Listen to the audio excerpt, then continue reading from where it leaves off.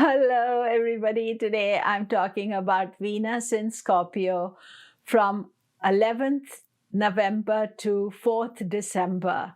And Venus is moving out of Ketu's influence. It is still combust, but it is moving away from the sun. So that is good. There will be a Gandanta on 4th of December as Venus goes from Scorpio to Sagittarius. So let us explore.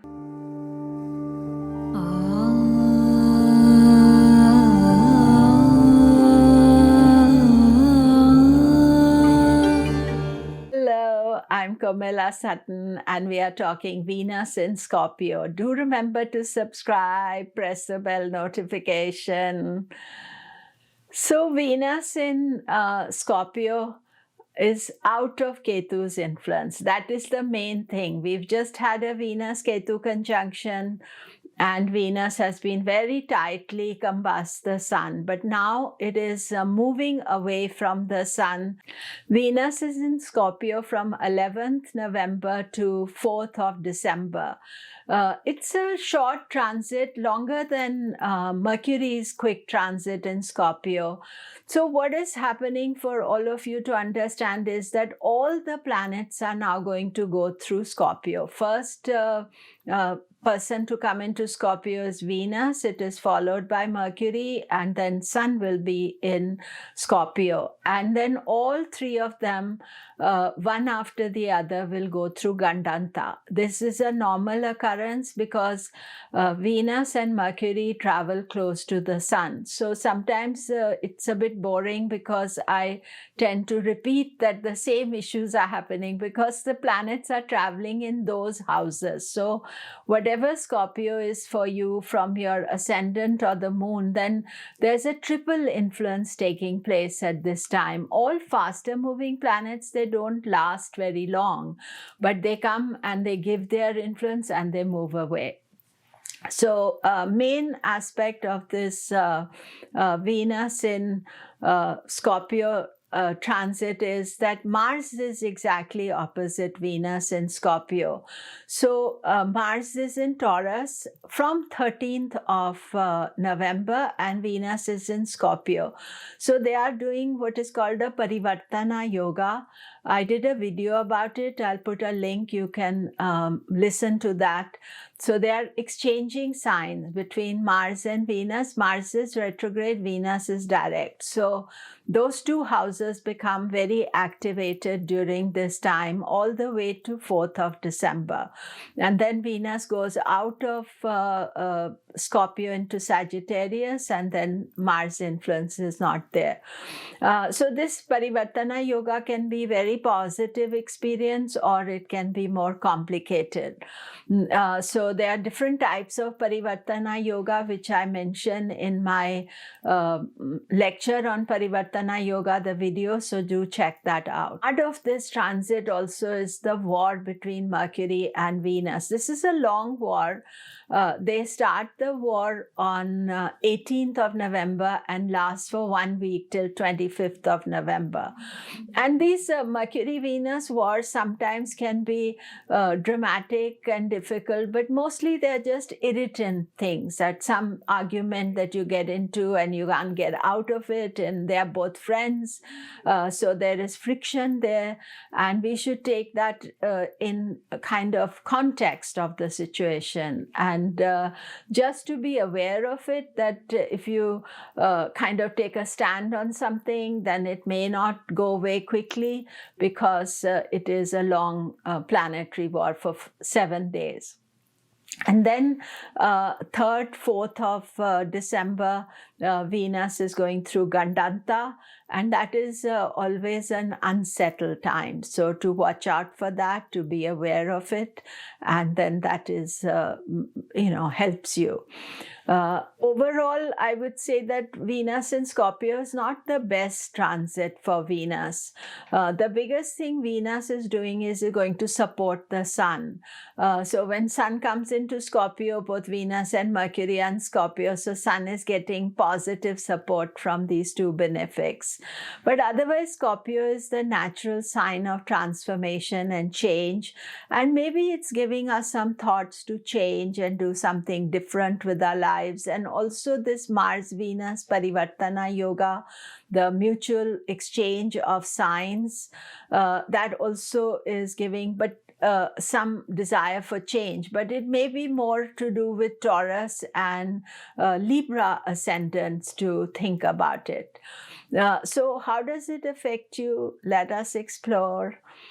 Aries, Venus in Scorpio is in your 8th house, but Venus rules your 7th house of relationships and Mars rules your 2nd house. And they are in a mutual reception, Parivartana Yoga, between 2nd house, because Mars is in Taurus now from 13th of November and Venus is in Scorpio. So they are exchanging signs, and it is about joint finances because the 8th house is your partner's finance, 2nd house is your finance. So this is, some change, something that you're thinking about linking. This is not the best Parivartana yogas because 8th house is involved. So it can make you feel a little bit unsettled, unstable. Taurus, you are in this Parivartana yoga between Venus and Mars. Mars is transiting Taurus. That can actually have a positive effect on you, means you can be very activated to do things. And Venus is in your 7th house of relationships. And the Parivartana yoga between this is called the Mahaparivartana yoga. So Mahaparivartana yoga always gives opportunities because you are making a change. So by making a change, you get opportunities for it. And that is a positive aspect. Do watch out for the planetary war between Venus and Mercury. That can be an irritant for you. Gemini, Scorpio is your 6th house and Venus is there, and you are in a planetary war there. So you may find some colleague, some work, some obstacle that you have a big friction with at this time, 18th to 25th. As far as the Parivartana yoga is concerned, not as important for you because Mars and Venus, they don't rule your Lagna or moon lord, but they are connected to the 6th and 12th house. So 12th house is travel, expenses, 6th house is obstacles. So not the easiest of the Parivartana yogas. And, it is good to watch for that and not to destabilize yourself. Cancer, we have Venus in Scorpio. Scorpio is your 5th house of creativity.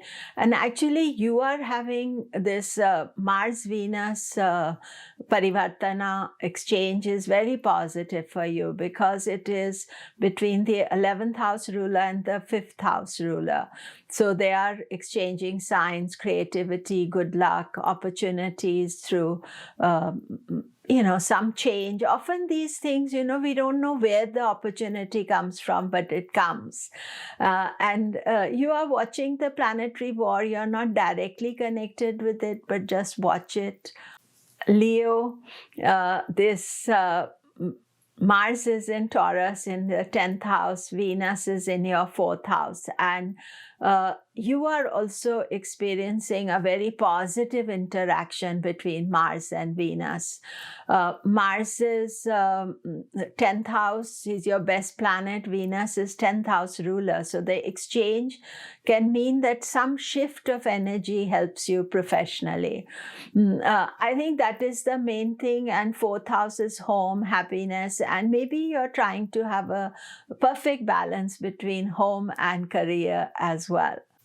Virgo, Scorpio is your 3rd house, and 3rd house is house of self-effort, wanting to do something.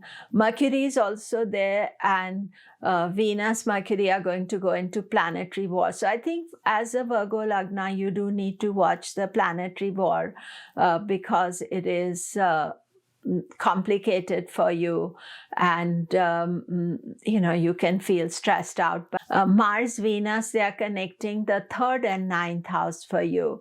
9th house is study, knowledge. 3rd house is self-effort, and sometimes it is also what you want practically and what you want spiritually. This is not regarded as the best of the parivartana yoga, so don't be in a rush to make a decision.